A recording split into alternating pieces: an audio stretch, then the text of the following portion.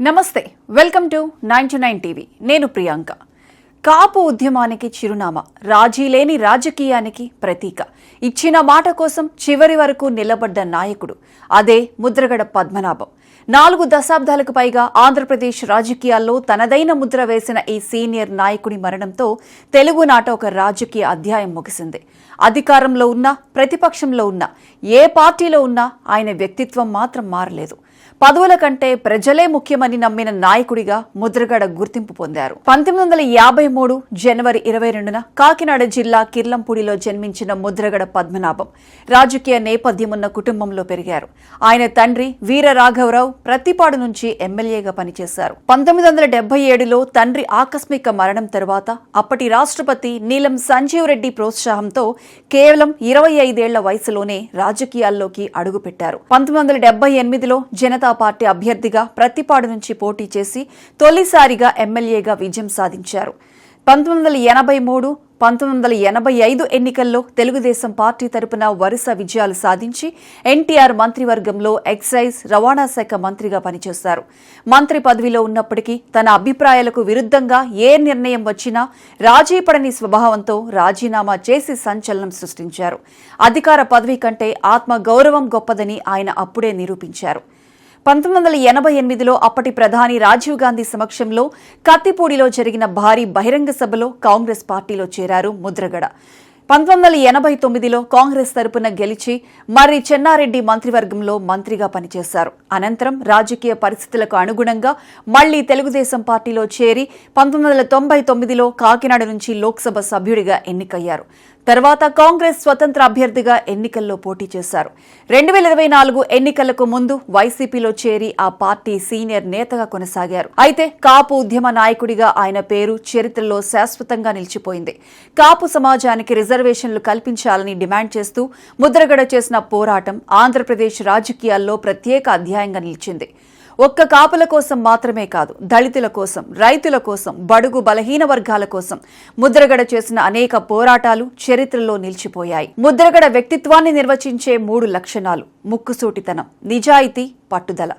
చేయగలిగితే చేస్తానని, చేయలేకపోతే చేయలేనని ముఖం మీదే చెప్పే ధైర్యం ఆయనది. ఒకసారి నిర్ణయం తీసుకుంటే వెనక్కి తగ్గే వ్యక్తి కాదు. ఇచ్చిన మాట కోసం ఎంతటి కష్టాన్నైనా భరించే నాయకుడిగా పేరు తెచ్చుకున్నారు. కాపులను బీసీ జాబితాలో చేర్చాలని డిమాండ్ చేస్తూ ఆయన 7 సార్లు ఆమరణ నిరాహార దీక్షలు చేపట్టారు. ప్రతి దీక్ష వెనుక ఒకే లక్ష్యం: కాపు యువతకు విద్య, ఉద్యోగాల్లో సమాన అవకాశాలు కల్పించాలన్న సంకల్పం. ఆరోగ్యం క్షీణించినా, వైద్యులు హెచ్చరించినా, కుటుంబ సభ్యులు ఆందోళన వ్యక్తం చేసినా తన డిమాండ్ నెరవేరే వరకు వెనక్కి తగ్గలేదు. 1988లో ఉత్తర కంచి పోలీస్ స్టేషన్ ఎదుట జరిగిన ఆందోళన ముద్రగడ రాజకీయ జీవితంలో కీలక మలుపు. కొంతమంది యువకుల అరెస్టులను వ్యతిరేకిస్తూ స్టేషన్ ఎదుటే బైఠాయించి 5 రోజుల పాటు నిరసన చేపట్టారు. చివరకు ఆమరణ దీక్షకు సిద్ధమవ్వడంతో జిల్లా వ్యాప్తంగా కాపు సమాజం ఒక్కటైంది. ఆ ఒత్తిడితో అప్పటి ముఖ్యమంత్రి ఎన్టీఆర్ అరెస్టైన యువకులను విడుదల చేయించారు. ఆ సంఘటన తర్వాతే ముద్రగడకు కాపు ఉద్యమ నాయకుడిగా రాష్ట్ర వ్యాప్తంగా గుర్తింపు వచ్చింది. 1994లో కూడా కాపు విద్యార్థుల ప్రయోజనాల కోసం ఆయన నిరాహార దీక్ష చేపట్టారు. కాపులకు విద్యాపరమైన అవకాశాలు కల్పించే జీవో అమలుపై పోరాడారు. అధికారాలు మారినా, ప్రభుత్వాలు మారినా కాపుల హక్కుల విషయంలో మాత్రం తన వైఖరిని మార్చుకోలేదు. 2016లో తుని వేదికగా నిర్వహించిన కాపు ఐక్య గర్జన సభ ఉద్యమ చరిత్రలో అతిపెద్ద ఘట్టంగా నిలిచింది. లక్షలాది మంది పాల్గొన్న ఆ సభ అనంతరం జరిగిన రత్నాచల్ ఎక్స్ప్రెస్ రైలు దహనం ఘటన దేశవ్యాప్తంగా సంచలనం సృష్టించింది.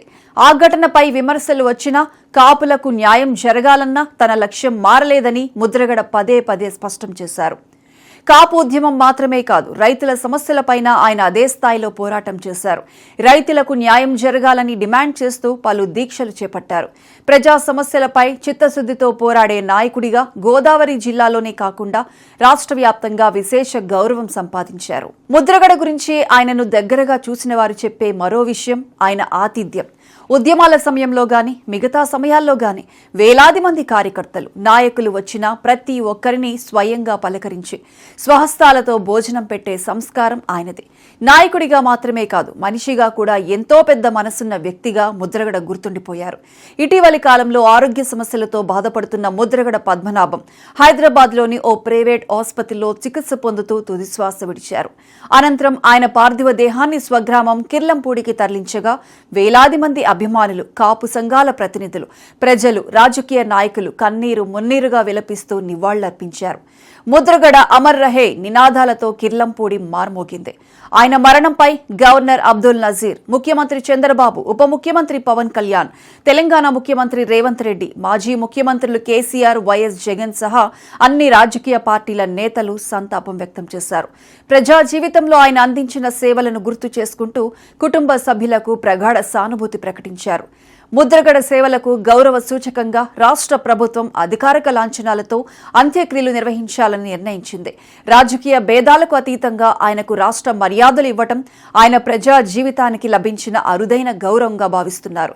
ముద్రగడ పద్మనాభం ఇక భౌతికంగా మన మధ్య లేకపోయినా కాపు ఉద్యమ చరిత్రలో ఆయన పేరు శాశ్వతంగా నిలిచిపోతుంది. పదవుల కోసం కాదు, ప్రజల కోసం రాజకీయాలు చేసిన నాయకుడిగా, ముక్కుసూటితనం, నిజాయితీ, పట్టుదలతో జీవించిన వ్యక్తిగా, తాను నమ్మిన లక్ష్యం కోసం చివరి వరకు వెనక్కి తగ్గని ఉద్యమ యోధుడిగా ఆంధ్రప్రదేశ్ రాజకీయ చరిత్రలో ముద్రగడ పద్మనాభం పేరు చిరస్థాయిగా నిలిచిపోతుంది.